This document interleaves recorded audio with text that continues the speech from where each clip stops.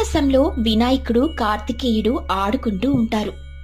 పార్వతీదేవి శివుడు భక్తుల గురించి వారి భక్తి గురించి చర్చించుకుంటూ ఉంటారు. అంతలో నారదుడు అక్కడికొస్తాడు. నారాయణ నారాయణ, పార్వతీ పరమేశ్వరులారా, ప్రణామములు. ఆహా నారదా, మంచి సమయానికే వచ్చావు. నీతో ఒక విషయం చర్చించాలి. ఆహా, సాక్షాత్తు పరమశివుడే నాతో చర్చించాలి అన్నారు అంటే ఏదో ముఖ్యమైన విషయమే అయ్యుంటుంది. ఈ విషయం మేం చెప్తాము. ముఖ్యమైనదో కాదో నువ్వే చెప్పాలి నారదా. అలాగే తల్లి, మీరు నా మీద ఉంచిన గౌరవానికి ధన్యవాదాలు. ఇంతకీ అసలు విషయమేంటో చెప్పనేలేదు. అక్కడికే వస్తున్నాం నారదా. భూలోకంలో ఉన్న భక్తులు భలే చమత్కారులు. శివరాత్రికి నాకు, వినాయక చవితికి గణపయ్యకు, సుబ్రహ్మణ్య షష్ఠికేమో కార్తికేయుడికి పూజలు చేస్తున్నారు. ఇది తరతరాలుగా జరుగుతున్నదే కదా ప్రభు. ఇందులో అంతగా ఆలోచించాల్సిన విషయం ఏముంది? అది కాదు నారదా. పార్వతీదేవి ఏమంటుందంటే, నా భక్తులకు కష్టం వచ్చినా కాపాడ్డానికి నేనే వెళ్తానంట. అలాగే వినాయక భక్తులు, సుబ్రహ్మణ్య భక్తులకు కష్టం వచ్చినా నేనే వెళ్తాను అంటుంది. నేను ఆమెతో సమయం గడపటం లేదు అంటుంది. వారి మాటలు వింటున్న నారదుడు, ఈ ప్రశ్నేదో పెద్ద సమస్య తెచ్చిపెట్టేలా ఉంది. తాను ఎవరి తరపున మాట్లాడినా మిగతా వారికి కోపం వస్తుందని అనుకుంటాడు. వీలైనంత లౌక్యంగా వ్యవహరించి కైలాసం నుండి మెల్లగా జారుకోవాలని అనుకుంటాడు. ఏమిటి నారదా, ఏమిటి ఆలోచిస్తున్నావు? నేను చెప్పిన మాటలు సరైనవే కదా. ఈయన బోలాశంకరుడు అనే బిరుదుకి అక్షరాల న్యాయం చేస్తున్నారు. కాని నాతో కాస్త సమయం కూడా గడపడం లేదు. తల్లి, మీరు నన్ను ఇరకాటంలో పెట్టారు. భయమేల నారదా, నేనున్నాను కదా, ధైర్యంగా చెప్పు. అప్పుడు నారదుడు చుట్టూ తిరిగి చూస్తాడు. దగ్గర్లో వినాయకుడు కాని కార్తికేయుడు కాని కనిపించకపోవడంతో ఎలాగోలా శివుడొక్కణ్ణి మెప్పిస్తే ఇక్కడి నుండి వెళ్లిపోవచ్చు అనుకుంటాడు. మీరు భలేవారే తల్లి. అన్నిటికీ శివయ్య వెళ్తున్నారని మీరు పొరపాటు పడ్డారు. అయినా తెలుగునాట కార్తికేయ ఆలయాలు ఎన్నున్నాయసలు? స్కందపురాణం గురించి ఎవరికైనా తెలుసా తల్లి? చాలామంది భక్తులు లింగ రూపంలో ఉన్న కార్తికేయుని చూసి అది కూడా పరమశివుడే అనుకుని ఓం నమ శివాయ అనే పిలుస్తారు. ఇంతలో అక్కడికి వచ్చిన వినాయకుడు, కార్తికేయుడు నారదుడు చెప్పిన మాటలన్నీ వింటారు. దాంతో వినాయకుడు కార్తికేయుణ్ణి చూసి పకపక నవ్వుతాడు. చూసావా కార్తికేయ, నీ గురించి అందరూ ఏమనుకుంటూ ఉన్నారో? అసలు నీ గురించి భూలోకవాసులకు సరిగా తెలియనట్టు ఉంది. అదే నాకైతే ప్రతి ఏడాది వినాయక చవితికి ఎంత అట్టహాసంగా పూజలు చేస్తారో తెలుసా? వినాయకుడు మాటలు విన్న నారదుడు వారిని చూసి ఒక్కసారిగా ఆశ్చర్యపోతాడు. పార్వతీదేవిని శాంతించడానికి ఇప్పుడు కొత్త ఉపద్రవం తెచ్చేలా ఉన్నాయని భయపడతాడు. అనుకున్నట్టుగానే కార్తికేయుడికి వినాయకుడి మీద చాలా కోపం వస్తుంది. కార్తికేయ, శాంతించు. నేనింకా పూర్తిగా చెప్పనేలేదు. మధ్యలో వినాయకుడు రావటంతో ఆగిపోయాను. నువ్వేం చెప్పావో నేను కూడా విన్నాను. నారదా, మాట మార్చటానికి ప్రయత్నం చేయకు. అనవసరమైన గొడవ పెరిగేలా ఉందని శివుడు వారి మధ్యలోకొచ్చి వారిని ఆపుతాడు. కార్తికేయ, నారదుడు చెప్పింది నిజమే. ఆయన చెప్పాలి అనుకున్నది ఇంకా పూర్తి కాలేదు. అయినా ఆయన మాటలకు ముందు ఏం జరిగిందో నీకు తెలియదు. శాంతించి ఇంటి లోపలికి వెళ్ళు. అలా కార్తికేయుడు తండ్రి మాటకు ఎదురు చెప్పలేక ఇంట్లోకి వెళ్తాడు. వెనకే వినాయకుడు కూడా ఇంట్లోకి వెళ్తాడు. అక్కడ పార్వతీదేవి అప్పటికి కొన్ని ఉండ్రాళ్ళు చేసి పెడుతుంది. స్వామి, ఇలాంటిదేదో జరుగుతుందని నేను భయపడ్డాను. నేను మరలా వస్తాను. మీరు మీ కుమారుల్ని శాంతింపజేయండి, అంతే చాలు. సరే నారదా, మీరు వెళ్ళిరండి. అలా శివుడు నారదుడికి వీడ్కోలు చెప్తూ ఉంటాడు. కాని ఇంట్లోకి వెళ్లిన కార్తికేయుడు, వినాయకుడు అక్కడున్న ఉండ్రాళ్లను చూస్తారు. చూసావా కార్తికేయ, భూలోకంలోనే కాదు ఇక్కడ కూడా నాకే అగ్రతాంబూలం. అమ్మ కూడా నాకిష్టమైన ఉండ్రాళ్లు చేసింది, కానీ నీకిష్టమైనవేమీ చేయలేదు. వినాయకుడు మాటలకు కార్తికేయుడికి కోపం రెట్టింపవుతుంది. అయితే ఇంతలో పార్వతీ పరమేశ్వరులు లోపలికి రావడంతో కార్తికేయుడు తన కోపాన్ని దాచేస్తాడు. అలా 2 రోజులు గడిచిపోతాయి. అప్పటికి కూడా కార్తికేయ కోపం తగ్గలేదు. వినాయకుడు ఒకచోట కూర్చుని ఉండ్రాళ్ళు భుజిస్తూ ఉండగా అతని దగ్గరికి వెళ్తాడు. వినాయక, వినాయక, నీకు ఒక సుందర దృశ్యం చూపిస్తానురా. అలా కార్తికేయుడు వినాయకుణ్ణి తీసుకెళ్లి ఒక నది ఒడ్డున చెల్లా చెదురుగా పడి ఉన్న వినాయకుడి విగ్రహాలు చూపిస్తాడు. చూసావా వినాయక, నా భక్తులు ఆర్భాటాలు చేస్తారు, అలంకారాలు చేస్తారు అని విర్రవీగావు. కనీసం నీ విగ్రహాలని నిమజ్జనం కూడా సరిగా చేయకుండా వదిలేశారు. అలా కార్తికేయుడు సగం సగం పడి ఉన్న వినాయక విగ్రహాలను చూసి వినాయకుణ్ణి ఆట పట్టిస్తాడు. దాంతో వినాయకుడికి కోపం వచ్చి తన చేతిలో ఉన్న గదను కార్తికేయుడి మీదికి విసిరేస్తాడు. కార్తికేయుడు తప్పించుకుని పక్కకు వెళ్తాడు. ఇక్కడే ఉండు కార్తికేయ, నీ పని చెప్తాను. అలా వినాయకుడు వేగంగా వెళ్లి తన మూషికం మీద కొన్ని ఆయుధాలను కూడా తీసుకొనొస్తాడు. ఇద్దరు కార్తికేయుడు కూడా నెమలి వాహనం మీద తన ఆయుధాలను సిద్ధం చేసుకుని ఉంటాడు. అలా ఇద్దరు ఒకరికొకరు ఎదురుగా నిలబడి ఒకరి మీద ఒకరు ఆయుధాలు విసిరేసుకుంటూ ఉంటారు. అవి ఒకదానికొకటి ఢీకొని పెద్ద పెద్ద శబ్దాలు వస్తూ ఉంటాయి. ఆకాశమంతా ఉరుములు మెరుపులు కనిపిస్తూ ఉంటాయి. ఇంట్లో ఉన్న పార్వతీదేవి వాటిని చూస్తుంది. స్వామి, ఆకాశంలో ఈ శబ్దాలు మెరుపులు ఏంటి? ఇవి ఉరుముల శబ్దంలాగా కూడా లేదు. ఎవరో యుద్ధం చేసుకుంటున్నట్లుంది. అప్పటి వరకు ధ్యానంలో ఉన్న శివుడు పార్వతీదేవి మాటలు విని ఒక్కసారిగా పైకి లేస్తాడు. గొడవ పడుతున్నది ఎవరో కాదు పార్వతి, మన కుమారులిద్దరే. పద, త్వరగా వెళ్లి మనం వాళ్ళని ఆపాలి. అలా కాకుండా కార్తికేయుడు తన వేల్ని వినాయకుడి మీదకు వదిలితే చాలా పెద్ద ప్రమాదం జరుగుతుంది. అలా శివపార్వతులిద్దరూ హడావడిగా అక్కడికి వెళ్తారు. అప్పటికే వాళ్ళిద్దరూ భీకరంగా ఒకరితో ఒకరు పోరాడుతూ ఉంటారు. కార్తికేయ, వినాయక, చాలించండి మీ గొడవ. సోదర ప్రేమతో మెలగాల్సిన వాళ్ళు ఎందుకిలా యుద్ధం చేస్తున్నారు?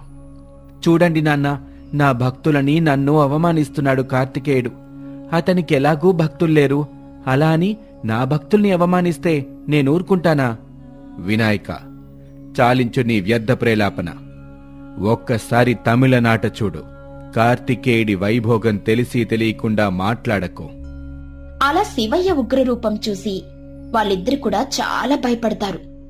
వెంటనే పార్వతీదేవి వచ్చి శివుణ్ణి శాంతింపచేస్తుంది. వినాయకుడు కార్తికేయుడు కూడా తమ గొడవ ఆపి శాంతిస్తారు. వినాయక, తప్పంతా నీది.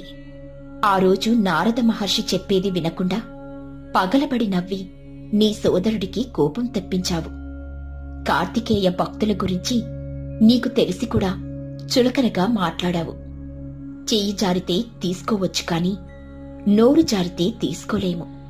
దేవతలైన మీరే ఒకరితో ఒకరు యుద్ధం చేస్తూ ఉంటే భక్తులు వారి కష్టాలను ఎవరితో చెప్పుకోవాలి? దాంతో వినాయకుడు కార్తికేయుడు తమ తప్పును తెలుసుకుంటారు. అమ్మా, నాన్న, నన్ను క్షమించండి. నా నోటి దురుసు వలనే ఇదంతా జరిగింది.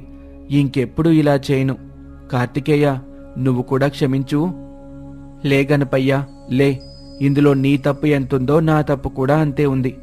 నువ్వేదో మాట్లాడినా కూడా నేను శాంతంగా ఒక్క క్షణం ఆలోచించుంటే ఈ గొడవ జరిగేది కాదు.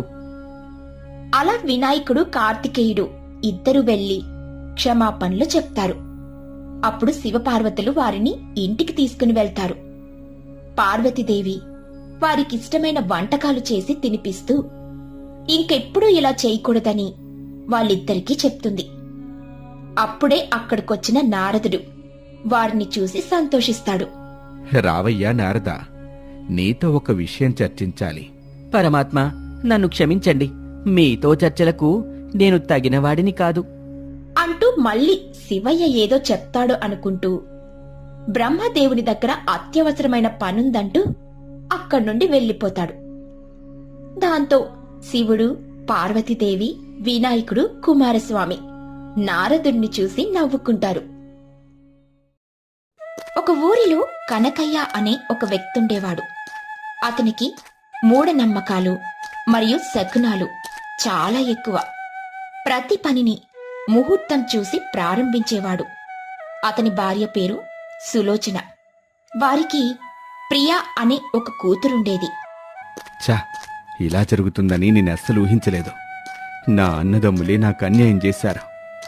ఇలా జరుగుతుందని ముందే తెలుసుంటే నాన్నగారు బతుకున్నప్పుడే అన్ని పనులు ముగించేసేవాణ్ణి. ఏమైందండి? ఎందుకిలా కేకలేస్తున్నారు? మీ అన్నదమ్ములతో ఆస్తి గురించి మాట్లాడాలి అని వెళ్లారుగా, ఇప్పుడేమైంది? ఇంకా ఏం జరుగుతుందని ఆశిస్తున్నావు? నాకు కూతురు పుట్టినరోజే నా దురదృష్టం మొదలైందని నాకు అర్థమైంది. అయ్యో, ఎందుకలా అంటున్నారండి? ప్రియా బడి నుండొచ్చే సమయం అయింది. మీరు తన గురించి ఇలా మాట్లాడితే ఖచ్చితంగా బాధపడుతుంది. వస్తే రానివ్వు, వింటే విన్నివ్వు. ఉన్నమాటేగా అంటున్నాను. ప్రియా పుట్టినప్పటి నుండే నాకు దురదృష్టం మొదలైంది. ఆ దురదృష్టం అలాగే పట్టి బిడిస్తోంది. ఏం జరిగిందండి? ఎందుకింత కోపంలో ఉన్నారు? ఆస్తి కోసమని మా అన్నదమ్ముల దగ్గరికెళ్ళాను. కానీ నాకున్నది ఒక ఆడపిల్లని నాకు వాళ్ళు ఆస్తినివ్వటం లేదు. కేవలం మగపిల్లలున్న వాళ్ళకి మాత్రమే ఆస్తిలో వాటా అంట. నాకు కూడా మగపిల్లాడు బుట్టుంటే నేను కూడా ఆస్తిని అనుభవించేవాణ్ణి గదా. కానీ నాకు ప్రియా బుట్టడం వల్ల నాకు దురదృష్టం పట్టింది. ఇంతలో ప్రియా బడి నుండి ఇంటికొస్తుంది. వచ్చావా? నీకోసమే ఎదురు చూస్తూ ఉన్నాను. నీ పేరు ప్రియా కాదు, దురదృష్టవంతురాలను పెట్టాల్సిందే. నీ కారణంగానే మేము రోజురోజుకి పాతాళంలోకి పడిపోతూ ఉన్నాం. ఏమైంది నాన్నగారు? మీరసలు ఏం మాట్లాడుతున్నారు? నాకు అస్సలు అర్థం కావడం లేదు. నీకేది అర్థం కాదులే. నిన్ను ఏ రోజు వదిలించుకుంటానో ఏమో, ఆ రోజు వరకు నాకు ఈ కష్టాలు తప్ప అంటూ కనకయ్య చెప్పి ఇంటి నుండి బయటకెళ్ళిపోతాడు. అమ్మా, ఏమైంది? నాన్నగారు ఎందుకు ఇలా మాట్లాడుతున్నారు? నిజంగా నేను దురదృష్టవంతురాలినా? నా కారణంగా ఏమైనా అపరాధం జరిగిందా అమ్మా? లేదు తల్లి, అలా ఏం జరగలేదు. మీ నాన్నగారు ఏదో చిరాకులో ఉన్నారు అంతే. నువ్వెళ్ళి తయారయ్యిరా, నీకోసం ఏమైనా వండి పెడతాను. అలా ప్రియ తయారయ్యి తల్లి వద్దకు వస్తుంది. సులోచన ప్రియకి తినడానికని పకోడీలిస్తుంది. ఇంతలో ఇంటికొచ్చిన కనకయ్య పకోడీలను తింటున్న ప్రియని చూస్తాడు. నీలాంటి పిల్లకి తిండి పెట్టడం కూడా దండగే, అట్లాంటిది నీకు పకోడీలు కావాల్సొచ్చిందా? అంటూ ఆ పకోడీలను నేలకేసి కొట్టి ప్రియని పక్కకు నెట్టేస్తాడు. ఇదిగో సులోచన, ఈ అమ్మాయికి ఎక్కువ ఆహారం పెట్టకు. రోజుకొక పూట మాత్రమే ఆహారం పెట్టు. ఈ దురదృష్టవంతురాలి కారణంగానే రోజురోజుకి మన ఆస్తి తరిగిపోతుంది. ఆహారం తగ్గించైనా మనం మన ఆస్తిని కాపాడుకుందాం. అలా కనకయ్య చెప్పడంతో ప్రియకి చాలా బాధ కలుగుతుంది. ప్రియ తన ఇష్టదైవమైన వినాయకుని వద్దకు వెళ్లి ఏడవడం మొదలు పెడుతుంది. ఏమిటి వినాయక ఇది? నేనసలేం తప్పు చేశాను? సొంత తండ్రి నన్నిన్ని మాటలంటున్నాడు. నేను దురదృష్టవంతురాలనంట. ఆహారం తినడానికి కూడా పనికిరానట. నాకంటూ ఎవ్వరూ లేరు, నువ్వు తప్ప. అందుకే నా ప్రతి బాధని నీతో చెప్పుకుంటున్నాను. దయచేసి నన్ను నా తల్లిదండ్రులకు దగ్గర చేయి స్వామి.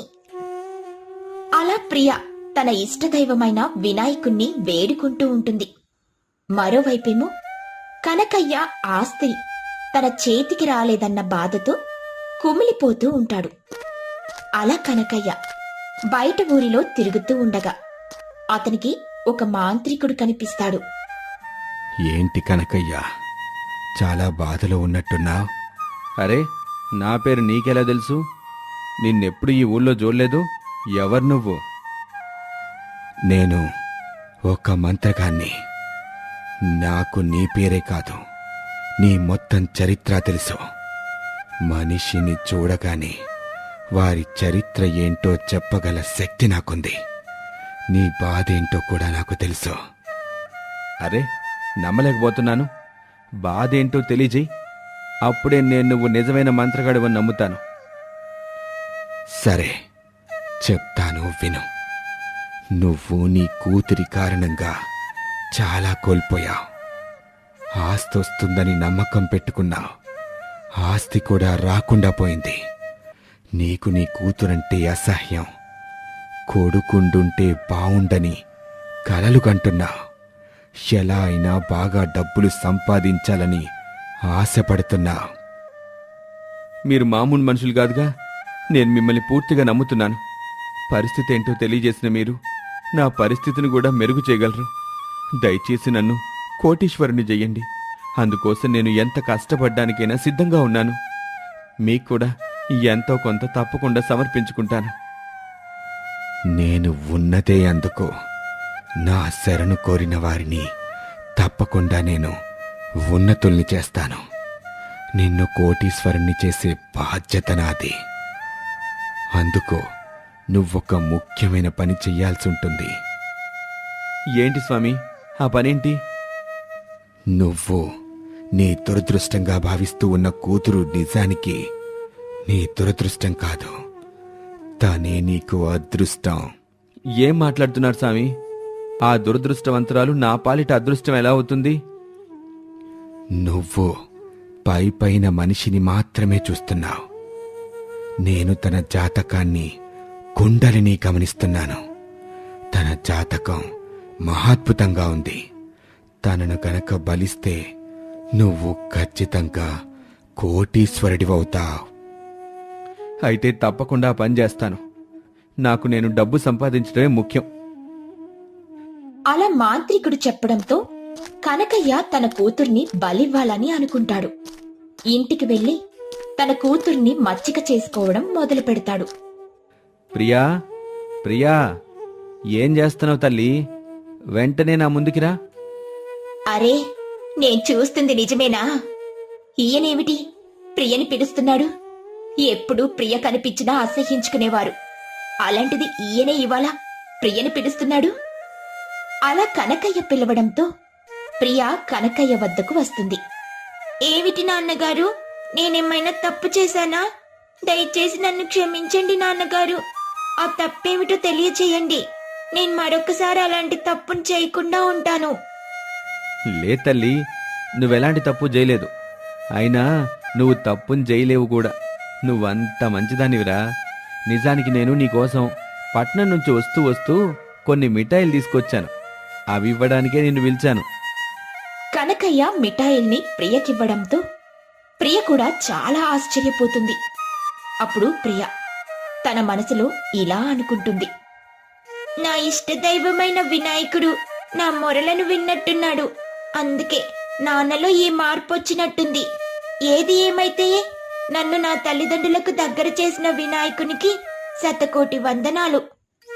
అలా ప్రియ తన మనసులో వినాయకునికి కృతజ్ఞతలు చెప్పుకుంటూ ఉంటుంది.